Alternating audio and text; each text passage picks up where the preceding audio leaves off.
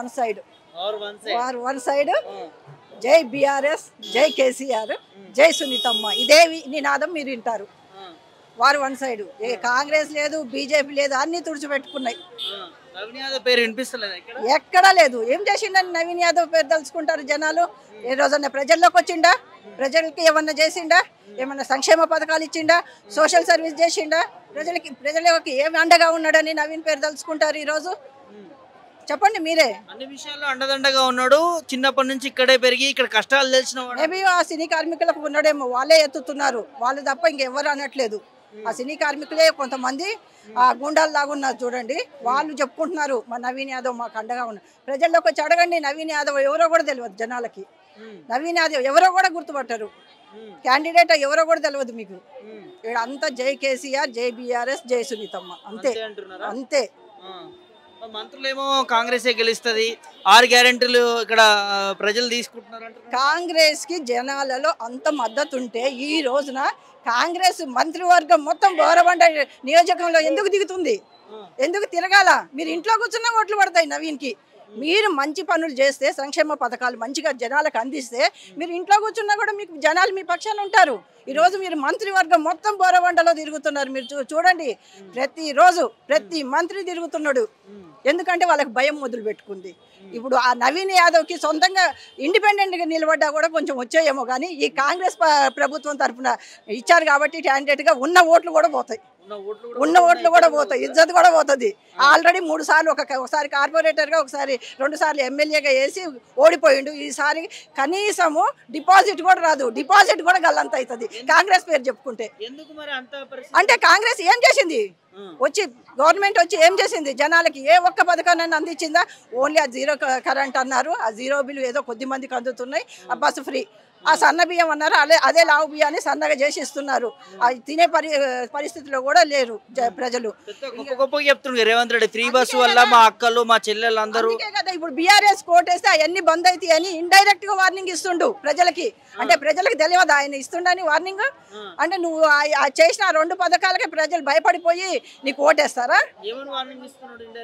మీరు బీఆర్ఎస్ కు ఓటేస్తే సన్న బియ్యం రద్దయితే బస్ ఫ్రీ రద్దయితుంది జీరో కరెంట్ బిల్లు రద్దయితుంది 500 గ్యాస్ సిలిండర్ రద్దయితుంది అంటాడు నువ్వు ఇచ్చింది ఏముందండి ఆడ మాకు పోయినా ఏం నష్టం ఏం లేదు మాకు అవి పోయినా కూడా దానివల్ల ఏ ఉపయోగం లేదు బస్ ఫ్రీ అన్నావు జెంట్స్ కి మళ్ళీ నువ్వు పెంచేసినావు రేట్లు పెంచినావు ఇక వాళ్ళకి లేడీస్కి ఏం లాభం ఉంది ఇంక అందులో అంతే ఆ బస్ ఫ్రీ తీసేయడమే బెస్ట్ వేస్ట్ అది వేస్ట్ పథకం బీఆర్ఎస్ కోటేస్తే అభివృద్ధి ఆగిపోతుంది కాంగ్రెస్ పార్టీ కోటేయండి అభివృద్ధి చేపించుకోండి అంటున్నాడు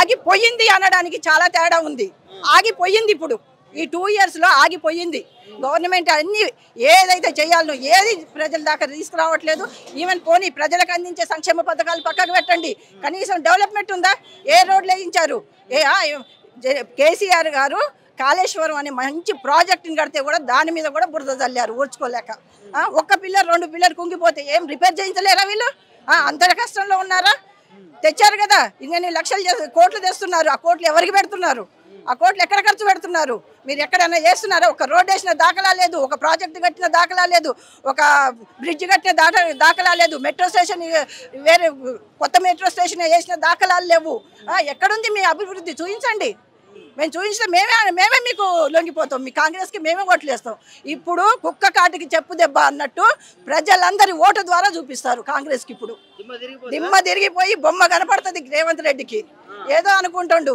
తిరగడానికి కూడా ముఖం లేదు ప్రజల్లో తిరగడానికి కూడా ముఖం లేదు రేవంత్ రెడ్డికి అట్లుంది ఇప్పుడు వచ్చినా కూడా ఇండైరెక్ట్ ప్రజల్ని భయపెట్టిస్తుండు మేము ఇచ్చే ఆ 2 కూడా మేము ఆపేస్తామని భయపడరు ఎవ్వరు ఈవెన్ రేవంత్ రెడ్డి భయపెట్టినా భయపడము నవీన్ యాదవ్ భయపెట్టినా భయపడం నవీన్ యాదవ్ కూడా బీఆర్ఎస్ వాళ్ళని గల్లీలలో తిరగనియ అంటాడు అయ్యా జాగీరా మేము ఇక్కడ పుట్టి పెరిగిన వాళ్ళం మేము ఎవరికి భయపడతాం ఎందుకు ఎక్కడెక్కడి నుంచి ఎందుకు వచ్చినాం వచ్చి మమ్మల్ని ఎందుకు ముందు జెంట్స్ని వదిలేసాయి ముందు లేడీస్తో మాట్లాడమను నవీన్ యాదవ్ అని వచ్చి ఆయన ఏం చేసిండో మేము చెప్తాం భయపడి భయం అనేది పట్టుకుంది కాంగ్రెస్ తరఫున నిలబడ్డా కాబట్టి ఆ డిపాజిట్ కూడా గల్లంత అవుతుంది అనే భయం నవీన్ యాదవ్లో మొదలైంది అందుకనే అందరికీ ఇండైరెక్ట్గా ధమ్కీలు ఇస్తుండు బీఆర్ఎస్ మొత్తం నాయకులకి కార్యకర్తలకి ప్రజలకి ధమ్కీలు ఇస్తుండు. ఈ ధమ్కీలకి ఎవడు భయపడ్డాడు. ఉరికొచ్చి కొట్టేస్తాం, మేమే లేడీస్మే ఉరికొచ్చి కొట్టేస్తాం. అంటే ఎట్లా ఉండబోతుంది కేటీఆర్ సభ అనగానే మహిళలు ముఖ్యంగా? కేటీఆర్ గారు మాస్ నాయకుడు, క్లాస్ నాయకుడు. మీరు కేటీఆర్ గారిని చూడండి, మాస్ జనాలలోనూ కలిసిపోతాడు, క్లాస్గా కూడా ఉంటారు. అట్లాంటి నాయకుడు దొరకాలంటే మన అదృష్టం చేసుకోవాలి. అలాంటి వాళ్ళ కొరకు మేము పనిచేస్తున్నాం అంటే చాలా గర్వంగా ఉంది కూడా మాకు. ఒక కేసీఆర్ గారు కానీ, కేటీఆర్ గారు కానీ, హరీష్ రావు గారు కానీ, వాళ్ళని చూసి నేర్చుకోండి. కాంగ్రెస్ వాళ్ళు బుద్ధి వస్తుంది కొంచెం అన్నా. ఈరోజు భయపడి బోరబండలో జెంట్స్కి ముఖం లేక సీతక్కని దించారు. ఈడ సీతక్క ఏం చేసిద్ది?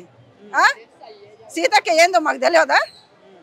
అంటే లేడీస్ కూడా కొడతారేమోనన్న భయంతోనే సీతక్కని దించిండు. భయపడుతున్నారు, భయం పెరిగిపోయింది. వాళ్ళు ఇచ్చిన వాగ్దానాలు ఏవి నెరవేర్చలేదు, ప్రజల్లోకి వెళ్ళడానికి ముఖం లేదు, వెళ్తే చెప్పు తీసుకొని కొడతారేమోనన్న భయము. ఆల్రెడీ లేడీస్ అంతా వార్నింగ్ ఇస్తున్నారు. ఇది ఎట్లుందంటే లేడీస్కి ఒక రౌడీకి మధ్య జరుగుతున్న పోరాటం లాగుంది ఇది. ఈ ఎలక్షన్ ఓటుతో చూపిస్తాం మేము అందరం.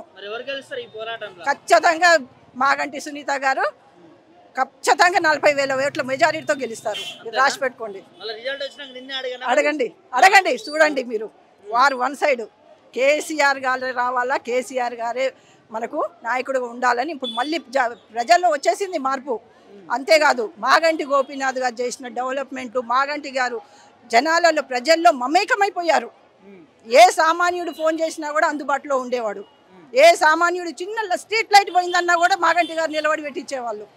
అటువంటి నాయకుడిని మేము కోల్పోవడం మాకు చాలా దుఃఖంగా ఉంది. ఆ కుటుంబానికి మళ్ళీ మా కేసీఆర్ గారు, కేటీఆర్ గారు, సునీతమ్మ గారికి టికెట్ ఇవ్వడం మాకు అది సంతోషంగా ఉంది. తప్పకుండా సునీతమ్మ గారిని 100% గెలిపించుకుంటాం. నవీన్ యాదవ్కి, రేవంత్ రెడ్డికి బుద్ధి చెప్తాం.